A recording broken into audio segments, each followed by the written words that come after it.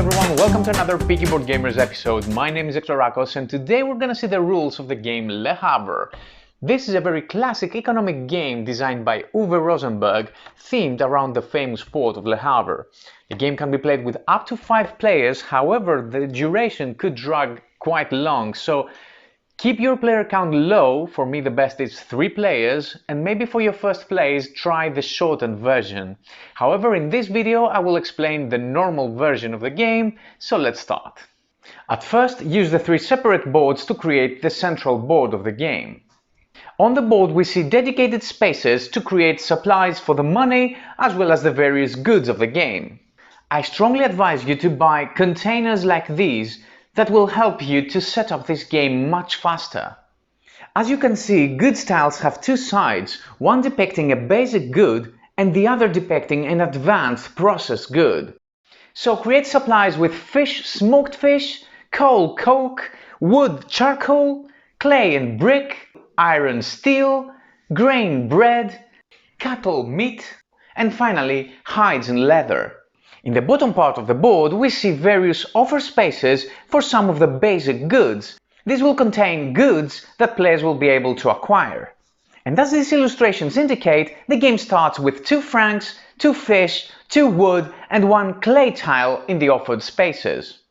These here are the supply tiles. After you shuffle them, place them in the indicated spaces on the board facing downwards.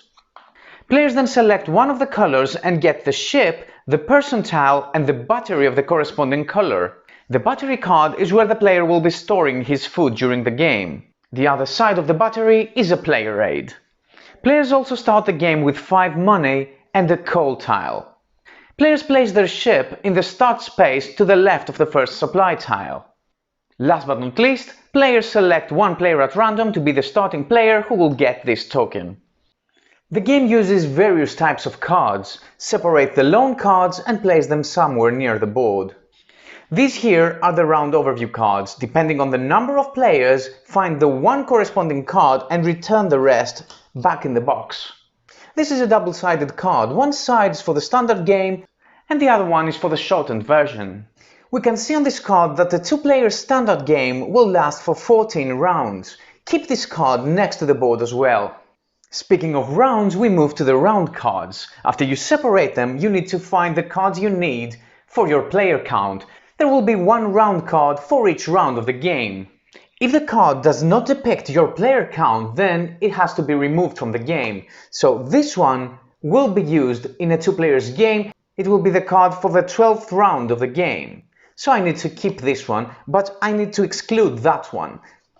After you separated the cards you need to sort them in a round ascending order. This is the card for the first round, this is for the second one, this is for the third, and so on and so forth. After you've done this sorting, you need to place all these cards in the round card space on the board. Next we have the special building cards. Randomly draw 6 cards from this deck, which should be placed in the dedicated special building space on the board. The rest of the cards will not be needed. Then we have the 3 starting buildings. Place these buildings face up next to the board. These buildings are a construction firm and 2 building firms which are already built in the town. Finally, we have the standard building cards. Again here, some of these have to be excluded from the game depending on player count. You need to keep only the cards that have a tick next to your player count number. Brown ticks apply to the standard game, while white ticks apply to the shortened version. In this 2-players example I will keep this card, but I will exclude this one because number 2 is not ticked. After you have separated the standard building cards that apply to your player count, divide them equally in the 3 building proposal spaces in the board. Then you need to sort these cards depending on the number they have on the top right corner. Use an ascending order, keeping the lowest number on top and the highest in the bottom. After you sort each stack, slide them slightly to the top so that the bottom part of each card is still visible. The bottom part of the card depicts the name as well as the purchase or the building cost of that card, information which is also visible in the top part of the card. So by doing this, you know what's coming next and what you need to acquire it. Also place the food production tokens next to the board and the game is now ready to start. In the game, players will be acquiring various goods that reach the port of Le Havre, and with these goods or resources, players will be constructing or buying buildings or ships, adding them to their personal towns. The buildings and ships in the player's town will be the main source for victory points at the end of the game. Buildings have various effects. Players may use their only pawn, placing it to any building, and make use of the specific effect.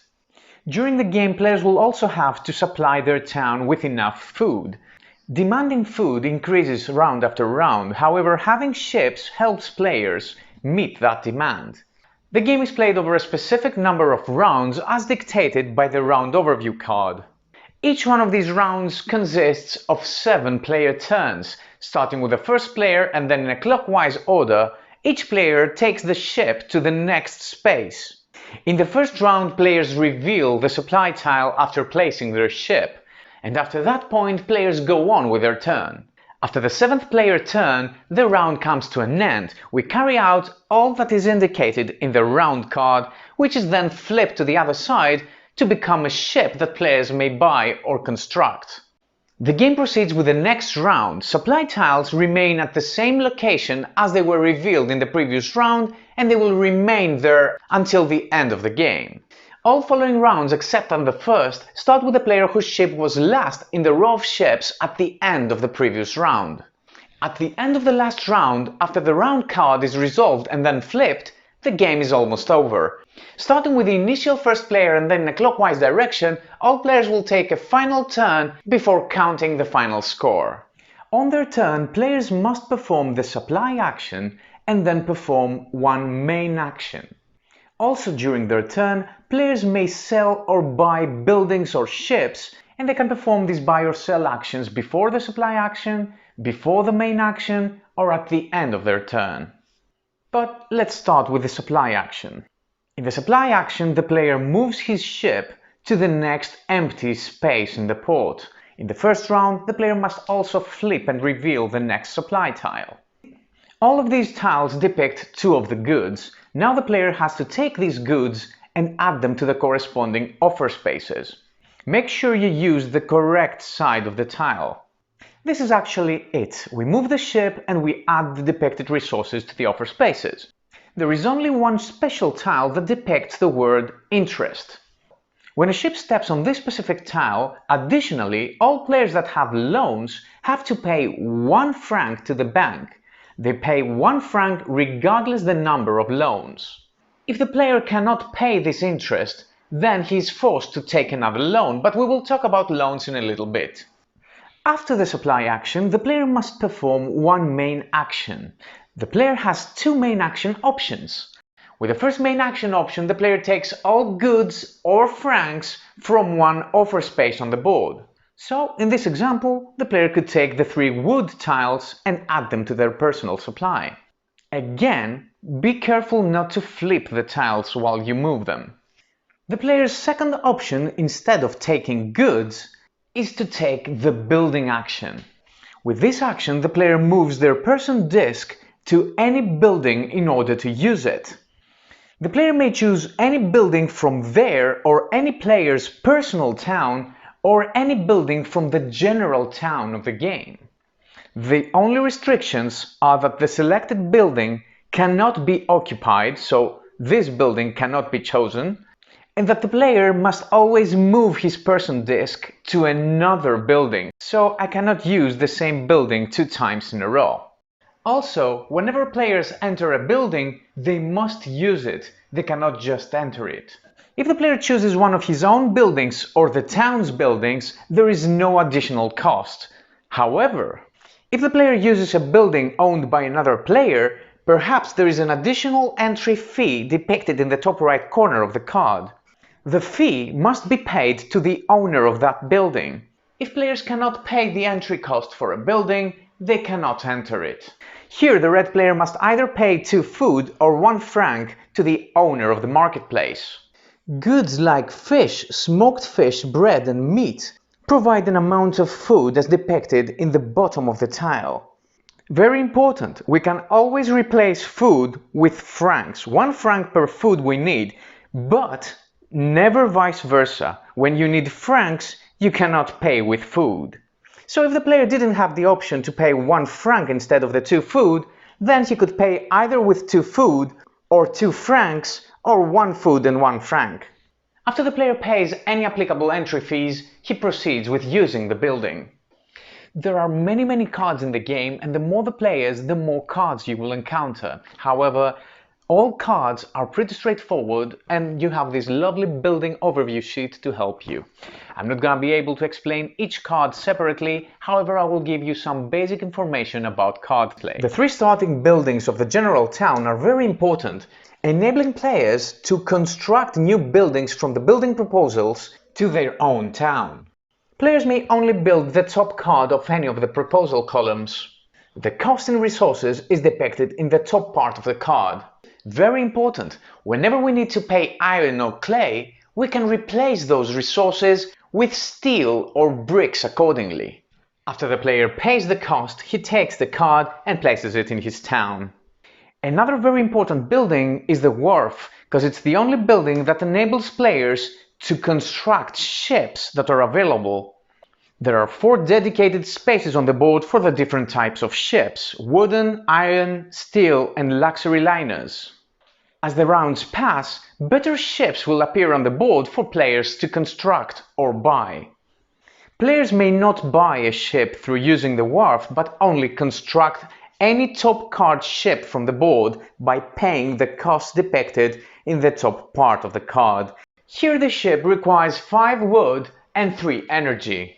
Goods like wood, charcoal, coal and coke provide energy as depicted in the bottom left corner of the tile. After the player pays the cost, he adds the ship to his town. Also, you should know that the first player who builds a non-wooden ship must first modernize the wharf by paying 1 brick to the wharf. This is a one-time cost additional to the selected ship's construction cost. Another thing to know is that rounding works always to the player's disadvantage. So when it's about paying something, you always round up, and when it's about gaining something, you always round down. Let's see this with an example, also explaining one of the buildings. The player selects the bakehouse. The bakehouse enables the player to upgrade grain into bread, paying half energy for each good upgraded. So if the player wants to upgrade all 3 tiles, they need to round up and pay 2 energy. Players may never take any change when it comes to paying food or energy. Unfortunately, the player has a coal tile which provides 3 energy, and he has no other option but to pay 3 energy to upgrade his tiles. Then the player simply flips all the tiles to the other side, depicting bread. The building also provides the player with half franc for each good upgraded. Here the player must round down and gain only 1 franc for the 3 upgrades. Just like the bakehouse, most of the standard buildings are used to flip goods to their upgraded side. You should also know that all buildings have a type, and also some of them depict this symbol or that one, which might be used for other cards. For example, when the fishery is used, it gives the player 3 fish tiles plus another one for each one of these symbols in the cards in the player's town. So if the player that uses the fishery owns it and also has the smokehouse, then that player gains 3 plus another 2 5 fish good tokens. There are also some more special buildings like the shipping line, enabling players to use their ships to sell goods for francs. Also, there are the 7 special building cards that will slowly appear during the game. As we said earlier, players may buy or sell any number of buildings or ships during their turn. A player may buy any building from the general town or the top card of any of the 3 proposal stacks. If a player buys a ship, he must take the top card of any one of the stacks. After the player pays the cost, he takes the selected card and brings it to his own town. The player may also sell their buildings or ships from their personal town back to the board. When the player sells his buildings, he returns them to the town. And when the player sells a ship, he returns it to the corresponding ship stack. The number here on the left is the value of the card, and this is what this card will contribute in points to that player if the player owns that card at the end of the game. When a player buys a card, he needs to pay the value of the card in francs from his personal supply, unless the card has a separate franc cost depicted in a square beneath the value. So a player could buy the bakehouse for 8 francs, but the wooden ship would cost 14 francs. When a player sells a card from his town, he gains half the value of the selected card back from the supply. So the player could sell the bakehouse for 4 francs and the wooden ship for only 1 franc. After the 7th player turn, the round comes to an end. When the round comes to an end, all players act simultaneously, performing various steps, all of which are indicated in the current round card. First, all players harvest. This means that all players that have at least 1 grain gain another one, and all players that have at least 2 cattle will gain 1 more cattle token. Take note that some cards depict no harvest, in which case harvest is skipped. Next, all players must pay food for the round equal to the number depicted on the round card. In this case, it's 9 food. Players may spend goods providing food, however, owning ships help players by generating a specific amount of food depending on player count. This wooden ship generates 4 food in a 2-players game. Once you buy or construct a ship, take the corresponding food production marker and place it on the ship or on the battery. Of course, if you sell the ship, you have to lose the production marker as well.